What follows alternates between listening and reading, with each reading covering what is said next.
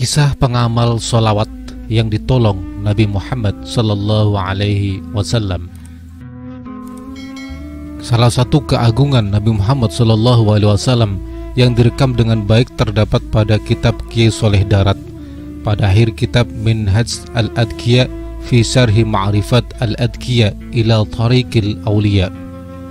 Ada sebuah kisah yang diriwayatkan dari Sufyan Ats-Tsauri. Kisah ini bermula saat Sufyan Ats-Tsauri sedang melaksanakan tawaf. Pada saat itu ia melihat seorang lelaki yang sedang sama-sama menjalankan tawaf. Namun anehnya, ia meninggalkan bacaan tasbih dan tahlil.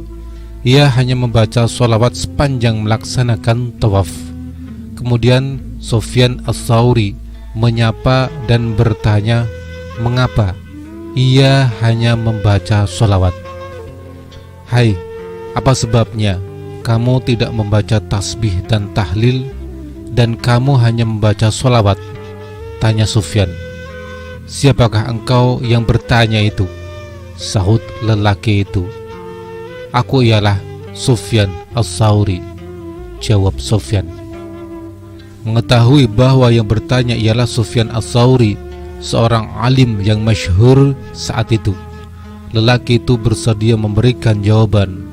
Jika engkau adalah seorang yang asing, tentu aku tak akan menjelaskan sebab dan rahasia di balik ini semua. Hingga pada akhirnya lelaki tersebut menceritakan alasan ia terus-menerus bersolawat di sepanjang tawafnya.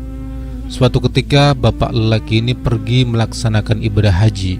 Ketika sedang melaksanakan haji, bapaknya meninggal di pondok tempat ia menginap. Kemudian ia melihat bahwa wajah bapaknya berubah menjadi hitam. Ia menutup wajah bapaknya dengan selimut dan tertidur di sebelahnya. Di dalam tidurnya, ia bermimpi melihat sosok yang rupawan, berpakaian nan elok dan beraroma wangi mendekati bapaknya.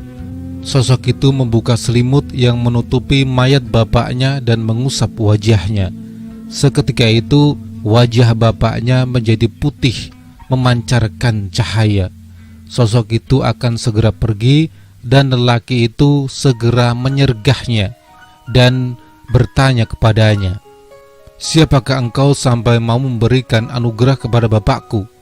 Tanya lelaki itu. Maka sosok tadi menjawab, apakah engkau tidak tahu aku Muhammad bin Abdullah sahibul Quran.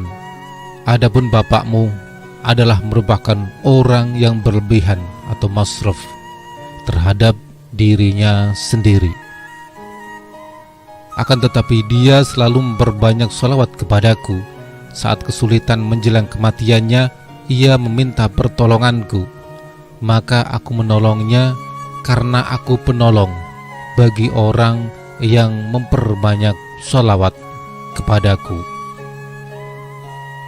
Seketika lelaki itu terbangun dari tidurnya dan melihat wajah bapaknya memancarkan cahaya. Itulah sebabnya ia membaca sholawat secara terus-menerus saat melakukan tawaf. Dari kisah ini kita bisa memetik hikmah bahwa meskipun kita sebagai orang awam sering melakukan kesalahan dan berbuat dosa, jangan sampai kita meninggalkan sholawat kepada Nabi, karena kelak tiada syafaat yang diperoleh kecuali syafaat dari Nabi Muhammad Sallallahu Alaihi Wasallam.